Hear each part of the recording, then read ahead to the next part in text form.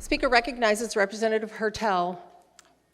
Thank you, Madam Speaker, for the opportunity to speak to this resolution. And I appreciate the comments of the sponsor and agree that there were issues that we have seen in the UIA for over the past many years that many of my colleagues here and myself have been working to address. But I assure you that singling out a state employee and pointing fingers at one person is not going to do anything to solve the problems that our constituents have faced during this crisis. See, the fact of the matter, Madam Speaker, is that the Unemployment Insurance Agency was broken years ago. And I understand that in an era of term limits, many of us were not here back in 2014 when this agency accused over 40,000 Michiganders of false fraud, many of those who they have not made whole to this day. And I remember working with my colleague from Linden, Michigan, who is no longer here. I hope he's probably down on a beach in Florida enjoying his retirement. But we worked furiously to try to make those individuals whole with the previous administration that would not work with us. And so when you look back at the MITA system and what was built by the previous administration, it's a system that was built to deny claims. It was built as a self-adjudication system when it was first put in place, a computer system that identified individuals of fraud and tried to not give them the benefits that they deserve. This body has the responsibility of passing policy that will actually fix those problems, not simply playing political games and pointing the finger at somebody so that we can go back to our district and message and act like we did something. So if you want to point the finger at anybody today, I would look in the mirror.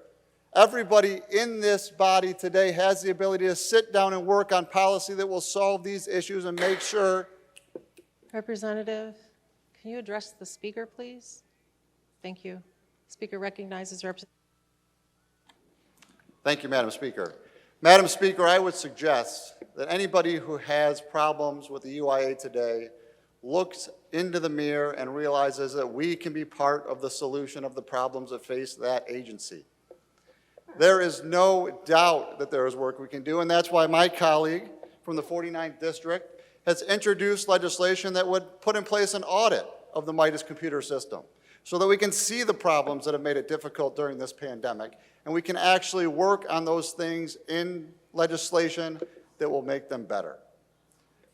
Other colleagues from this side of the aisle, since 2017, since I have been here, we've put forward multiple policies that we believe will help our constituents get access to the resources they deserve through the agency. Those have fallen on deaf ears. The majority in this body has refused to hear those calls for help. The reality is that the previous administration fired 1,400 employees from the UIA, expected a computer system to do that work, and then a pandemic happened. And the agency did not have the resources needed to do the work that had to be done. And all of our constituents felt pain from that. I have had over 2,500 open cases in my office that we have dealt with. Everybody in this body could tell stories about issues that they have seen through their offices. We all want to fix that. I firmly believe we all want to fix that. The reality, Madam Speaker, is that this resolution today does nothing to help our constituents. It does nothing to help the people of this state because as the agency today is looking to sign a new contract with a new vendor, as the agency is looking to find a permanent director, who is going to want to do that work when we as a legislative body continue to think it's okay to play politics and target state employees by name in resolutions? It does nothing to help the people of this state.